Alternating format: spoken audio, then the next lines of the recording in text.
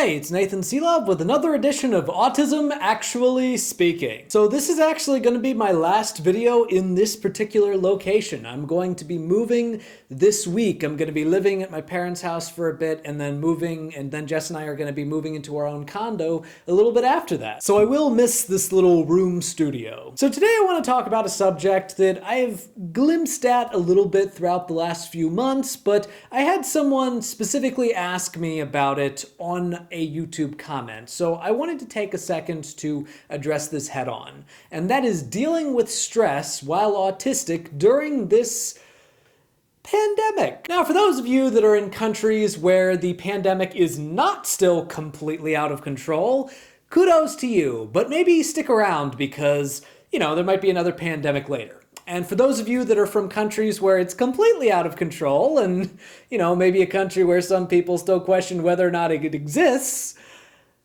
this is for you. So one thing that I want to address is that this is a very complicated question. How to handle stress during a pandemic while autistic is difficult, specifically because of the catchphrase that I often use on this channel, which is, you met one autistic, you met one autistic. And what I mean by that is that there is no universal autism experience when it comes to this current pandemic. And there are a lot of factors that go into that. Based on, conversations and discussions that I've had with other autistics or content that I've seen from autistic creators, a lot of people are affected differently based on whether or not it is a huge change in their routine, whether or not they're an introvert or an extrovert, whether or not they're able to work from home. See, the pandemic has been very difficult for me because I'm a very extroverted person, and thus quarantining has been a little bit nerve-wracking. Wait a minute, autistics can be extroverts? Yes, autistics can be extroverts. Just because a lot of us suck at socializing with neurotypicals doesn't mean that we don't like to talk to people. So if you are someone that is very extroverted and does actually get a lot of energy from talking to other people, then I would definitely recommend doing what you can in order to interact with people digitally, meaning using some kind of video chat or making more phone calls. One of the things that has helped me is that even though I'm working from home, I'm still interacting with people quite often because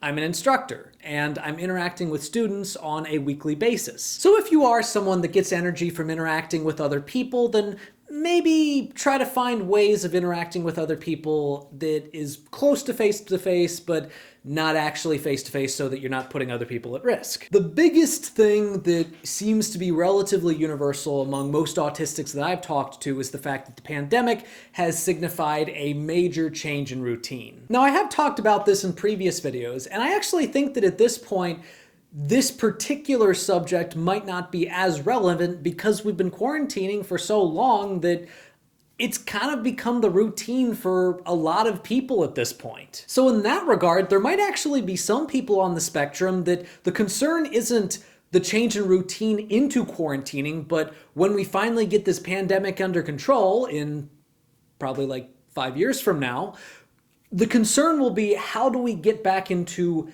the routine that we were in pre-pandemic, or at least in a post-pandemic world? And the thing that always helps me in that regard is to take a second and think about how the current routine used to be the new routine, because I've had routines previous to the one that I currently have, which means that the new routine that I might be moving into now, one day that's going to be the old routine. One day that is going to be the current routine, which still adds some level of order and routine to my life. The third one that I want to talk about, and this is the one that has been affecting me the worst, is uncertainty about the future. Now, you might have noticed that a lot of the most recent videos have been cell phone videos that I haven't really put as much thought into as I do with other videos that I try to put up. And part of the reason for that is that I haven't really been doing okay. I've been extremely stressed out. I've been having a lot of trouble with the future. I've been having a lot of trouble with concerns about my family. I've had a lot of fear about myself getting the virus, my family getting the virus, people that I care about getting the virus.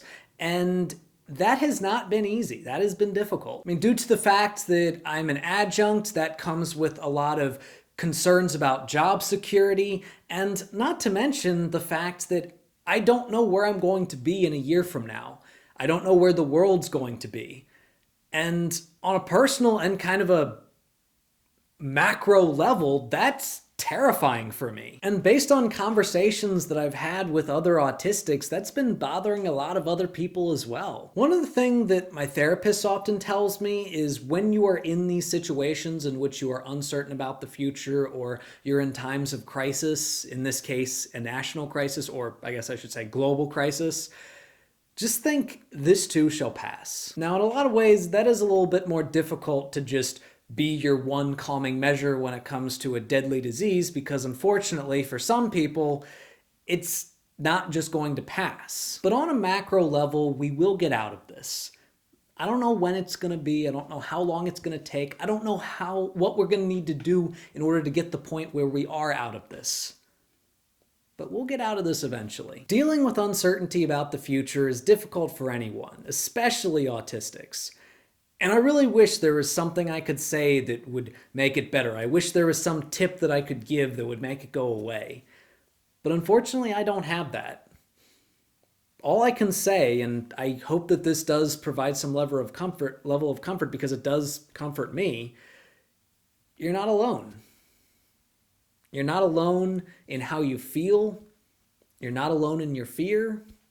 And you're not alone in general. So the way I try to think about it, and the way I try to help myself, is I try to use the fear and the anxiety to fuel motivation in order to do everything that I can to end this pandemic as quickly as possible. And that means wearing masks when you go out, and limiting indoor gatherings of large numbers of people, and doing what you can to social distance. And focusing on that has kind of helped me at least take my mind off of the fear and make me feel like I do have some measure of agency. And I would like to end this video with once again giving a huge shout out and a huge appreciation to all of the healthcare workers and all of the essential workers that have been putting their lives on the line in order to help things flow and to fight this pandemic. So from the bottom of my heart, thank you. Well, that's today's video. Thank you all for watching. If you liked this episode, please give it a like, a share, and if you haven't already, subscribe to my channel. Check out some of my other stuff. And if you have any questions or topics you'd like addressed, please leave them in the comments below or message me on my Facebook, also linked below. And remember, if you thought it was okay to do a YouTube video looking like this, you might be autistic.